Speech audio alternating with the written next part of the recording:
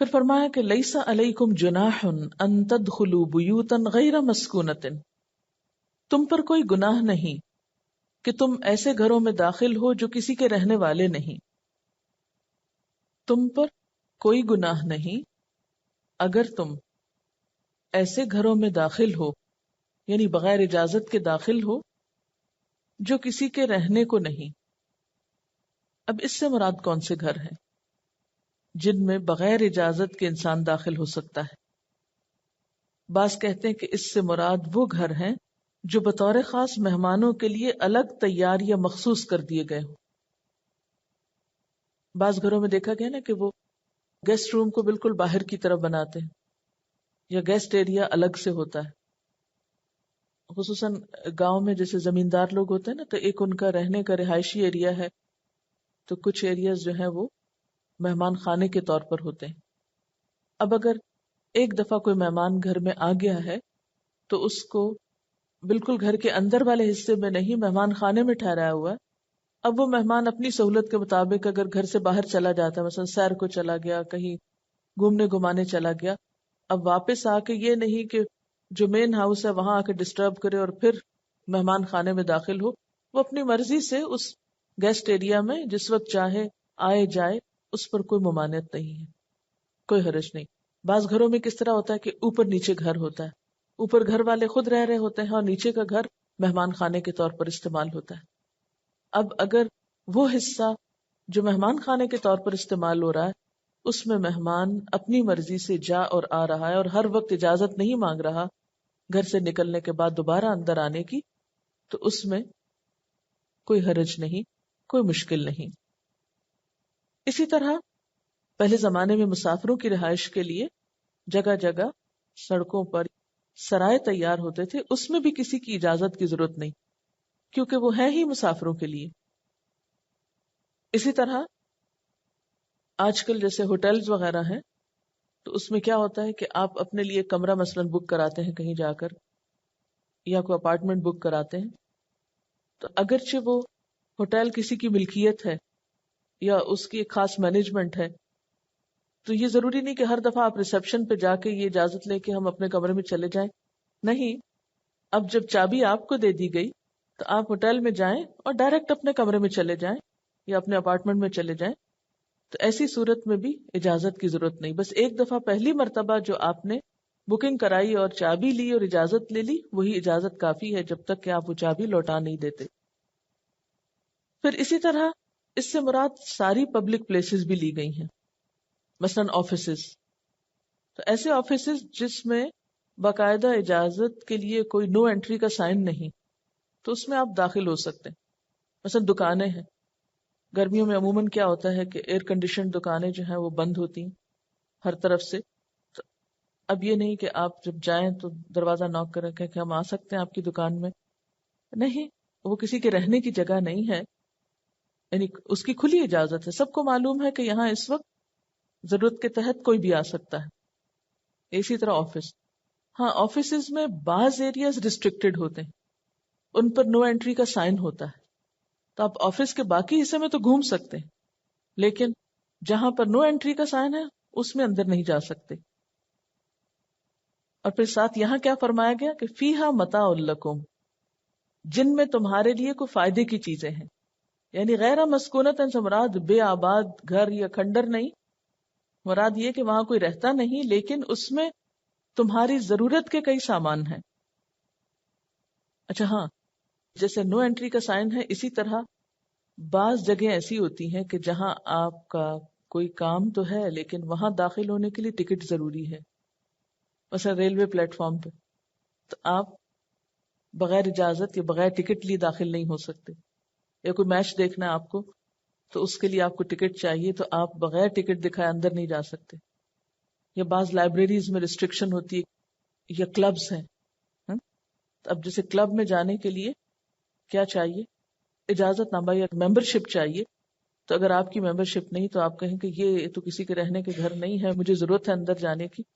تو نہیں، وہ اگرچہ کسی ایک خاص شخص کی ذاتی ملکیت نہیں لیکن وہاں بھی کنڈیشنل انٹری ہوتی ہے، تو آپ اس کنڈیشن کو پورا کریں. یہ بھی ایک اخلاقی فریضہ ہے.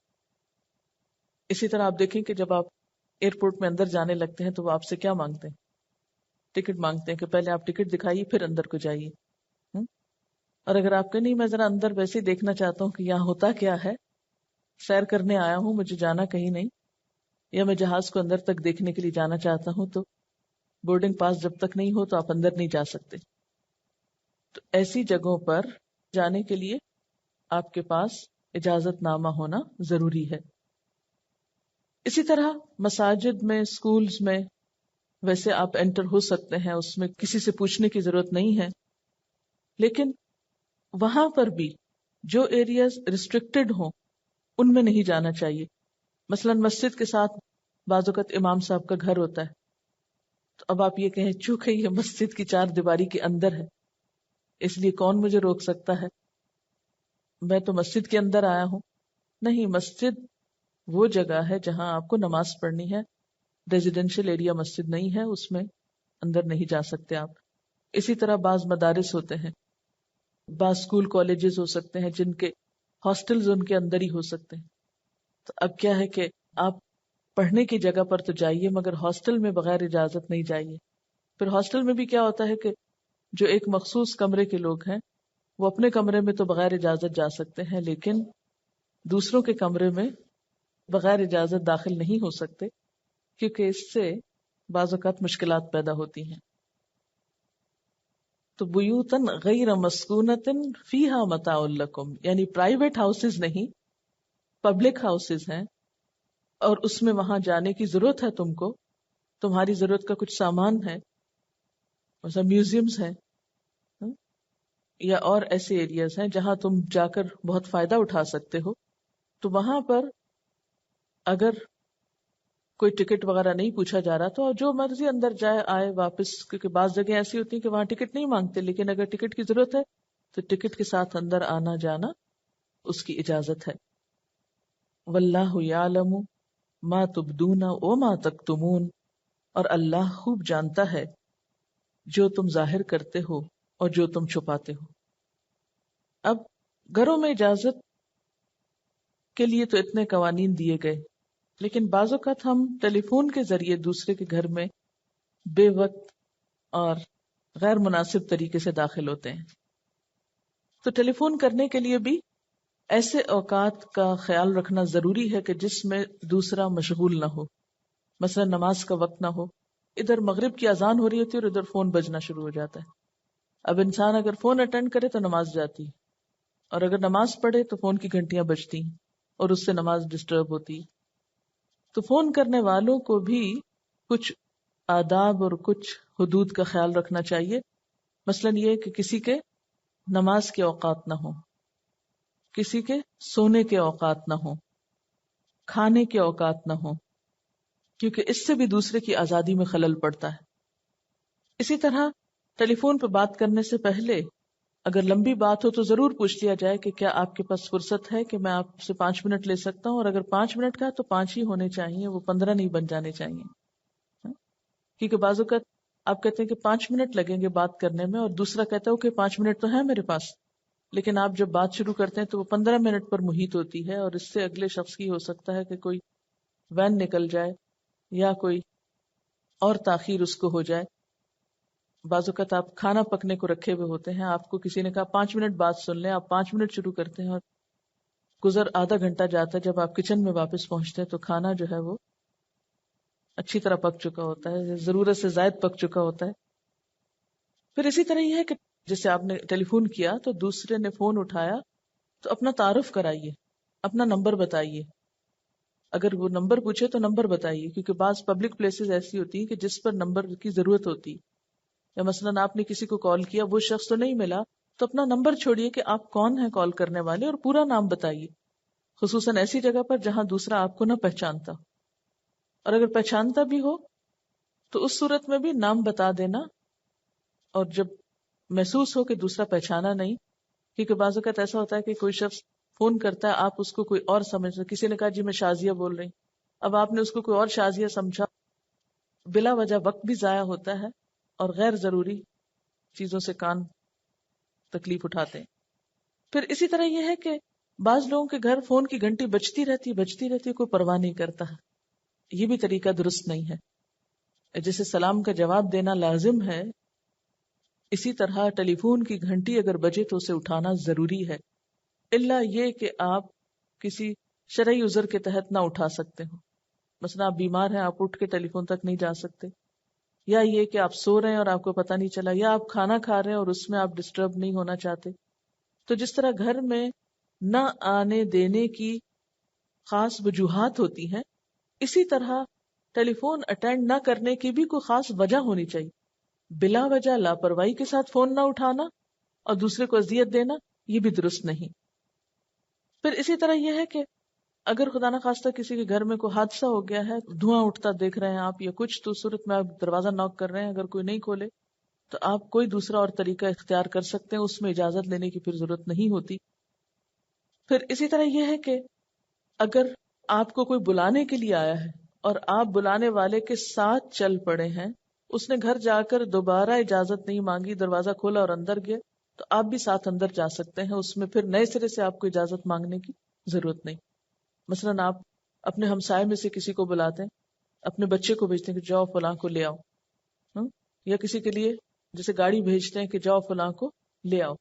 اب وہ گئے، لے آئے، لا کے پھر نئے سرے سے اجازت کی ضرورت نہیں. بس اس شخص کے ساتھ ہی اگر آپ انٹر ہو جاتے ہیں تو دوسرا شخص بھی ایک طرح سے آپ کو ایکسپیکٹ کر رہا ہے یا انتظار میں ہے، تو اس صورت میں حرج نہیں ہے کیونکہ وہ مانوس ہے اس وقت. اور یہ جو بات ہے نا کہ اللہ جانتا ہے جو کچھ تم ظاہر کرتے ہو اور جو کچھ تم چھپاتے ہو، یعنی اگر تم ان ادب آداب کا خیال نہیں رکھتے تو اللہ تعالیٰ کو معلوم ہے، اور کہاں تم اللہ تعالیٰ کے احکامات کی خلاف ورزی کرتے ہو یہ بھی اس کو علم ہے. تو بات یہ ہے کہ جیسے گزشتہ آیات میں حدود کا ذکر ہوا ہے، زنا کی حد بتائی گئی، قذف کی حد بتائی گئی، تو اب یہاں پر گھروں میں داخل ہونے کے آداب بیان کیے جا رہے ہیں. اور اس میں حکمت یہ بھی ہے کہ مردوں اور عورتوں کا باہم اس طرح اختلاط نہ ہو کہ جس سے یہ خرابیاں پیدا ہوں، کیونکہ ان بڑی برائیوں تک پہنچنے سے پہلے کچھ اسباب ہوتے ہیں جو انسان کو ان میں مبتلا کر دیتے ہیں.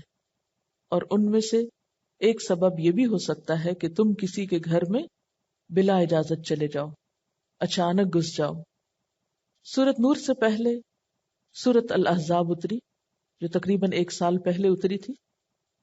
اس صورت میں بھی گھروں میں اذن یا اجازت لے کر داخل ہونے کا حکم دیا گیا تھا، لیکن اس حکم کا دائرہ آپ صلی اللہ علیہ وسلم کا گھر تھا.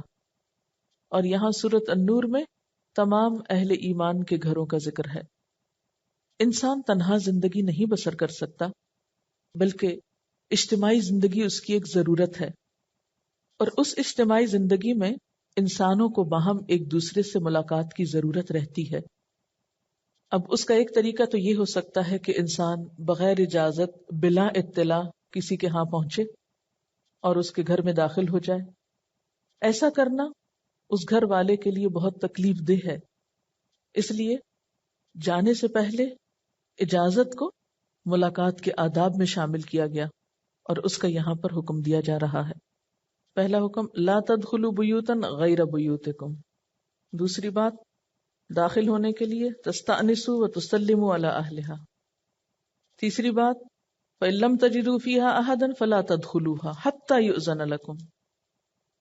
چوتھی بات ان قیل لکم ارجعوا فارجعوا. پانچویں بات لیس علیکم جناح ان تدخلوا بیوتا غیر مسکونۃ فیہا متاع لکم. تو ان 3 آیات میں گویا 5 چیزوں کا حکم ہے، یا 5 ادب یا 5 چیزیں سکھائی گئی ہیں جو مین چیزیں. یہ سارے ادب آداب جو ہمیں 1400 سال پہلے سکھائے گئے، آج دنیا کی مہذب قومیں ان کو اختیار کر کے اپنی زندگی کو بہتر بنائے ہوئے ہیں، اور ہم ان کو ترک کر کے طرح طرح کی مسائل اور پریشانیوں کا شکار ہیں.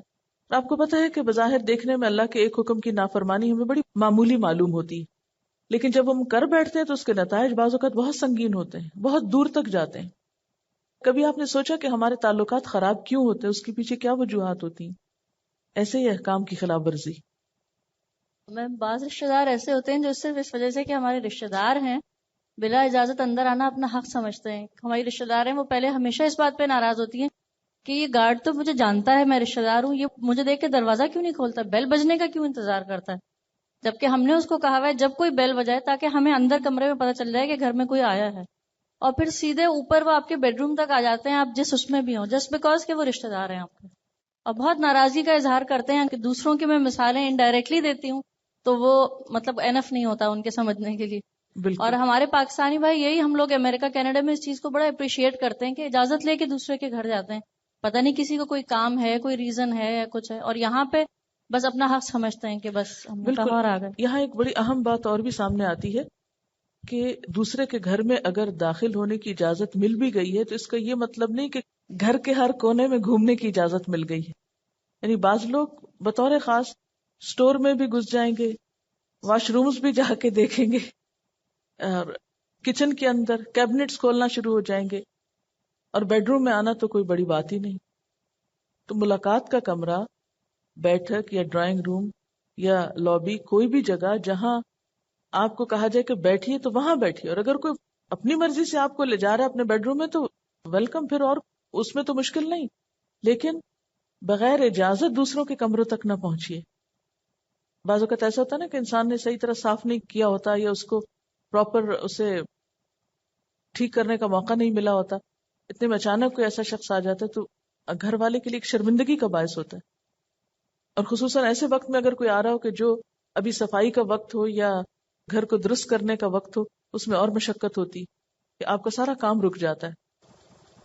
میم یہاں پہ ابھی پچھلے معاشرتی آداب بتائے گئے تھے, یہاں انسان کی پرائیویٹ لائف جو ہے وہ سیکیور کی گئی ہے, یعنی کہ پرائیویسی کو سیکیور کیا گیا ہے, جو بھی آداب دیے گئے ہیں. اور پرائیویٹ لائف انسان کی ایسی ہوتی ہے جو ہر شخص کی ضرورت ہوتی ہے, ہر شخص چاہتا ہے کہ اس کی پرائیویسی جو ہے وہ رہے, لیکن ہم یہ دیکھتے ہیں کہ اس وقت ان میں سے ہمارے ہاں کوئی بھی اصول نہیں ہے. اور پرائیویسی کے لیے سب سے مشکل جو بات ہمارے لیے ہوتی ہے وہ یہ کہ ہم کسی کو یہ کہیں کہ تم اس وقت مت آؤ یا نہیں آنا, تو اس چیز کو یعنی کہنا اتنا مشکل ہے ہم لوگوں کے لیے. اور یہاں ایک سمپل لفظ سے یہ کہہ دیا گیا کہ یہ تمہارے لیے زیادہ پاکیزہ ہے, تو اس چیز کا تو تصور بھی ہمارے معاشرے میں نہیں پایا جاتا کہ کوئی یہ سننا بھی گوارا نہیں کرتا کہ نہیں اس وقت نہیں آؤ, بعد میں آ جاؤ.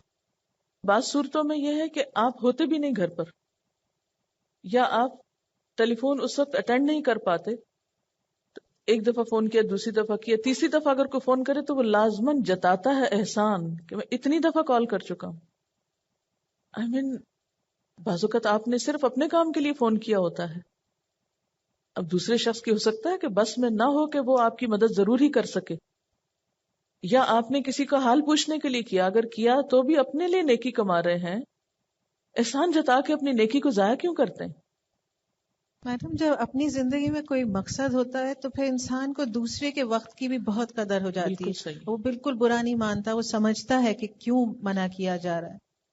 اصل بات یہ ہے کہ آن دا ہول ہماری زندگیوں میں کوئی کام یا مقصد تو رہا نہیں, اس لیے ہم دوسرے کے بھی ضرورت کو نہیں سمجھتے, یہ دوسرے کے کام کو نہیں سمجھتے. ویسٹ میں کیا ہوتا ہے کہ موسٹلی لوگ اپنے کاموں میں مصروف ہوتے ہیں, ہر شخص اپنے مقصد کے تحت زندگی بسر کر رہا ہے, بھلے وہ مقصد صحیح ہے یا نہیں ہے, یا دنیا کا ہے یا آخرت کا ہے, لیکن ہر شخص کچھ نہ کچھ کر رہا ہے. ہمارے ہاں بہت سے لوگ بیکاری کی زندگی بسر کرتے ہیں, کوئی خاص کام نہیں ہے ان کے پاس, اس لیے وہ سمجھتے ہیں کہ جیسے ان کے پاس فراغت ہے ایسے ہی سب کے پاس فراغت ہے. اس میں ایک یہ بھی ہے کہ آپ صلی اللہ علیہ وسلم جب سفر سے آتے تھے تو اچانک رات کے وقت یا براہ راست گھر میں نہیں جاتے تھے, پہلے مسجد جاتے, 2 رکعت نماز ادا کرتے, ایک طرح سے اعلان ہو جاتا تھا, پھر آپ گھر میں تشریف لے جاتے تاکہ گھر والے آنے والے کے, اور خاص طور پر اگر کوئی دور سے آ رہا ہے یا سفر سے آ رہا ہے تو اس کے لیے کچھ تیار ہو جائیں.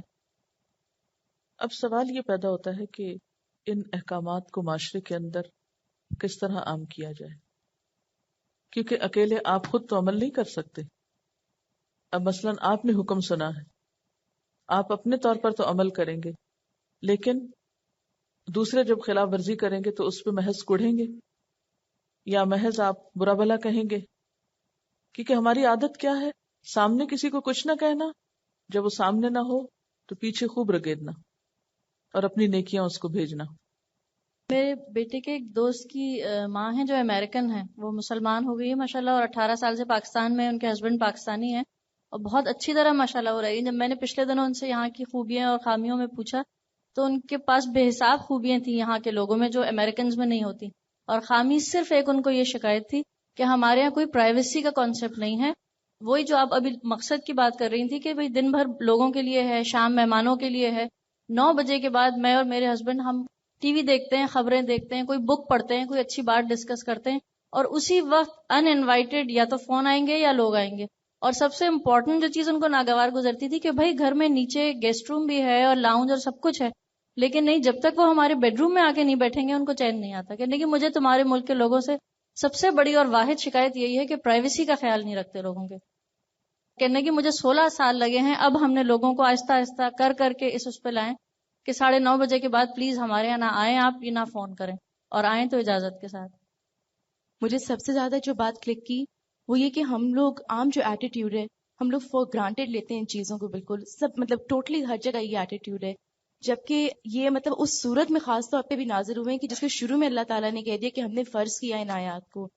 اور ہم لوگ دوسروں کو بھی جب باتیں کوئی بتاتے ہیں یا کوئی کسی بھی چیز کی تبلیغ کرتے ہیں تو عموماً جن چیزوں کو ہم امپورٹنٹ سمجھتے ہیں کہ دین نے ان کے اوپر ایمفسائز کی ہے، ہم وہ زیادہ کنوے کرتے ہیں. تو اگر ہم ان چیزوں کو بھی اسی ایمفسس کے ساتھ کنوے کریں گے تو ضرور فرق پڑے گا میرے خیال میں. بالکل صحیح. انہوں نے بہت اچھی بات کی ہے کہ ہم عام طور پر جب سورۃ نور کی بات کرتے ہیں تو صرف حجاب کی، پردے کی، اور یا عام زندگی میں جب ہم کسی کو کوئی دین کی بات بتانے لگتے ہیں تو صرف نماز روزے کی یا کچھ ایسے دین کے احکامات کی جس میں ہمارا کوئی اپنا انٹرسٹ ہوتا ہے. لیکن حیرت ہوتی ہے نا کہ وہ سورت جس کے شروع میں سورۃ انزلناہا و فرضناہا کہا گیا، اسی کا یہ حکم ہم فرض کے درجے میں نہیں لیتے. یعنی ہمارے تبلیغ میں بھی، ہماری تعلیم میں بھی ان آداب کی تعلیم اور تبلیغ کا عنصر ختم ہو کے رہ گیا ہے. اس طرف توجہ ہی نہیں ہے. حالانکہ دیکھا جائے تو بہت سے تعلقات کی خرابی کی جڑ یہ چیز ہے. یہ ایک بہت اچھا پیپر کسی نے مجھے دیا تھا کہ 12 rules you can live by. اس میں لکھا ہے کہ if you open it close it. یہ چھوٹی چھوٹی عادتیں ہی ہیں جو دوسروں کو پریشان کرتی ہیں نا. مثلاً کوئی کمرے میں دروازہ بند کر کے بیٹھا ہوا ہے، کام کر رہے ہیں، آپ اندر داخل ہوتے ہیں کھول کے، واپس نکلتے اور کھلا چھوڑ دیتے ہیں اس کو. یا کسی کے گھر جاتے ہیں اور جب نکلنے لگتے ہیں اور گھر والا مثلاً اوپر ہے اور آپ نیچے کی مین انٹرنس سے نکلے ہیں اور دروازہ کھول کے چلے گئے. If you turn it on turn it of. جیسے لائٹس، ہم کہیں بیٹھے، لائٹس آن کر لی، نکلے، بند کرنا بھول گئے. If you unlock it lock it. مثلاً کبڈ وغیرہ، دراز وغیرہ. If you move it put it back. کرسیاں اٹھا لیتے ہیں، جہاں جی چاہتا ہے لگاتے ہیں، پھر چھوڑ کے چلے جاتے ہیں. اور اس میں یہ کہ صرف کسی کے گھر کی ترتیب خراب کرنا نہیں، اس میں کلاس روم کی ترتیب خراب کرنا بھی شامل ہے. پھر اسی طرح if you borrow it return it. وہ میرا پین کام نہیں کر رہا، ذرا 1 منٹ کے لیے دو، اور وہ 1 منٹ پھر ہمیشہ کی زندگی میں بدل گئی، کبھی واپس نہیں کرنا. If you use it take care of it. بعض اوقات کسی کی چیز استعمال کرتے ہیں اور بیکار کر کے واپس کرتے ہیں. یعنی بورو کیا، واپس تو کر رہے ہیں، ایک اصول پورا کر رہے ہیں، لیکن دوسرا بھول جاتے ہیں.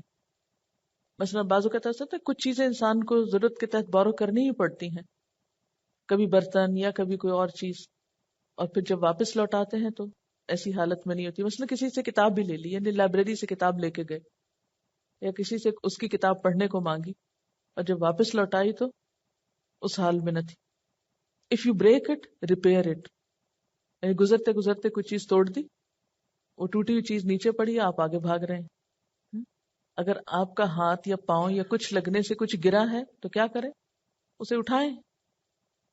If you mass it up clean it up. بعض اوقات ہم کام کرتے ہیں، کوڑا بکھیر کے چلے جاتے ہیں. مثلاً یہاں بیٹھتے ہیں، پینسل تراشتے ہیں یا ٹیشو پیپر پھینکتے ہیں اور پھر اس کے بعد خود مزے سے نکل جاتے ہیں اور بھول جاتے ہیں کہ یہ ہمارا کوڑا ہے. If you don't know how to appear it, leave it alone. If you can't fix it, call someone who can. یعنی بعض کام ہمیں خود نہیں آتے لیکن ہم تجربے شروع کر دیتے ہیں اور اس کا حال پہلے سے بھی خراب کر لیتے ہیں.